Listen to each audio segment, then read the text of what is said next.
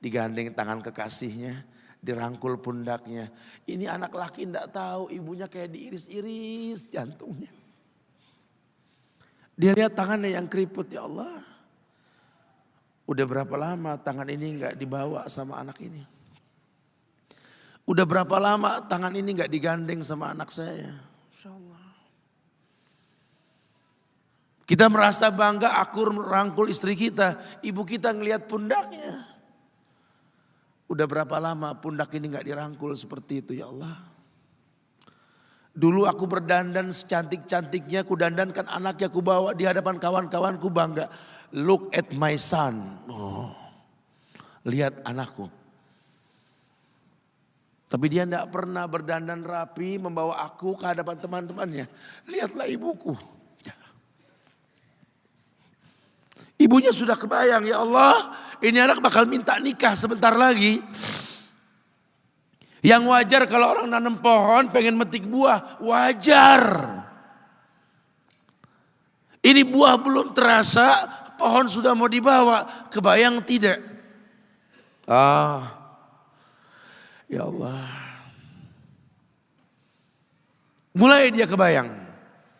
Sehingga rasa-rasa seperti ini menjadi tumpukan rasa di hati orang tua kita. Yang nanti pada akhirnya dia pun bakal kembali ke hadirat Allah. Kita pun bakal kembali ke Allah, betul? Sementara yang namanya kemuliaan datang dengan cara sabab yang benar. Ridha Allah fi ridhal walidain wa sukhtullah fi sukhtil walidain. Ridhanya Allah ada di ridho orang tua, murkanya pun sama. Islam memandang semua yang namanya ibadah, kalau landasannya betul, ujungnya itu surga.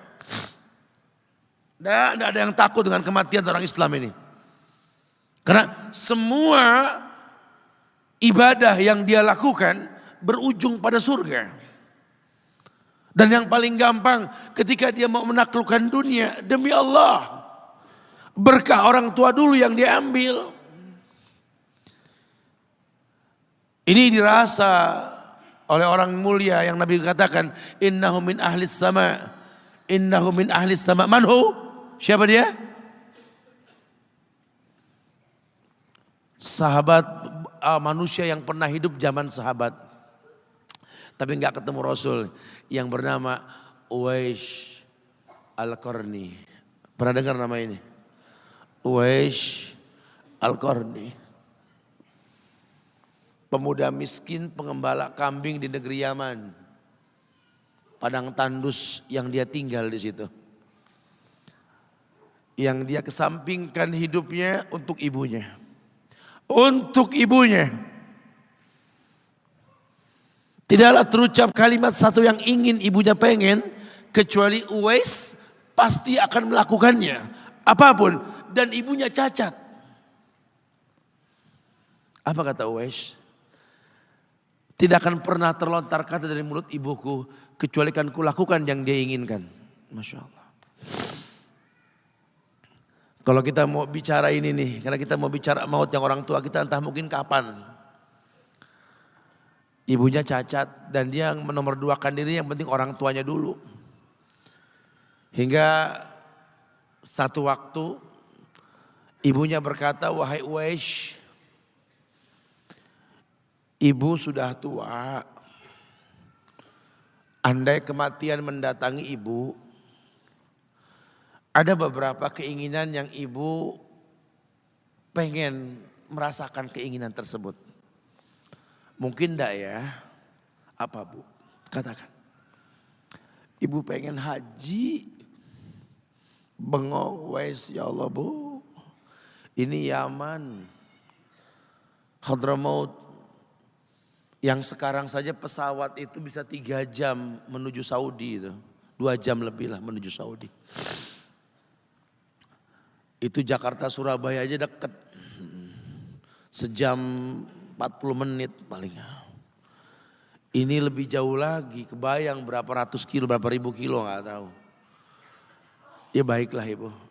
Kata Uwais, aku tidak pernah menolak permintaan ibuku. Tapi kali ini aku tidak bisa menjawab karena mikir gimana caranya ini. Ibunya cacat, tinggal jauh, miskin pula dia. Apalagi dia seorang pemuda yang punya penyakit sopak.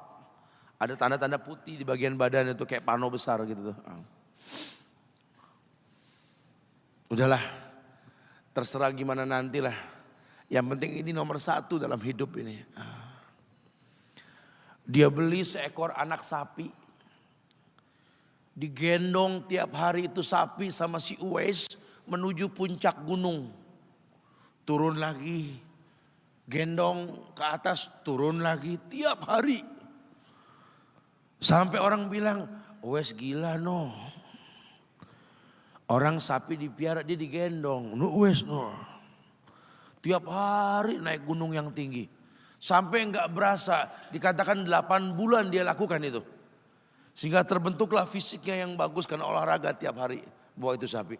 Dan sapi itu makin berat, dalam hikayat dikatakan sampai di atas 100 kilo itu sapi. 8 bulan. Kemudian dia tetap gendong ke atas dan dia yakin, bismillah saya yakin. Sampailah bulan haji. Ibu naik ke pundakku, digendong ibunya dari negeri Yaman. Subhanallah. Gak ada yang gak mungkin, lihat. Dibawa ibunya ke Mekah, bertawaf di Ka'bah. Dunia menyaksikan. Bahkan hikayat mengatakan dia sempat bertanya kepada sahabat Abdullah bin Umar. Aku telah menggendong ibuku dari negeri Yaman menuju Makkah. Bertawaf di Ka'bah ini. Sudahkah aku membayar jasa ibuku? Apa kata sahabat Abdullah bin Umar? Bahkan satu hentakan napas pun ketika melahirkanmu belum terbayar. Bahkan satu hentakan napas pun ketika melahirkanmu belum terbayar. Dia selesaikan tawafnya. Selesai tawaf, dibawa ibunya ke makom Ibrahim untuk sholat 2 rakaat. Selesai sholat diangkat tangan, dia berdoa kepada Allah. Ya Allah, ampunkanlah ibuku ya Allah. Ampunkan ibuku ya Allah. Masukkanlah dia ke sorgamu ya Allah. Masukkan dia ke sorgamu ya Allah. Ibunya berbisik, Uwais, sudahlah. Mintalah pada Tuhanmu ampunan untuk dirimu dan sorga untukmu. Wallahi wahai ibu, Allah ampunkan kamu, Allah masukkan kamu ke sorga. Cukup untukku, ridhomu yang kubutuhkan wahai ibu. Lihat. Manusia saleh, hasil doa Rabbi habli minas solihin, lihat. Makanya ketika Nabi mengatakan innahu min ahli sama, ini manusia penghuni langit. Umar, Ali, temui Uwais. Karena Uwais itu pernah mau ketemu sama Rasul. Gak ketemu, Uwais izin sama ibunya. Setelah urusan haji beres, mau ketemu Rasul di Madinah. Kata ibunya, jangan lama-lama nak, ibu menantimu nak. Datang dia ke rumah Rasul. Ada Aisyah radhiyallahu anha. Kata Aisyah, Rasul sedang perang. Susah kau temui dia. Kapan pulangnya Rasul?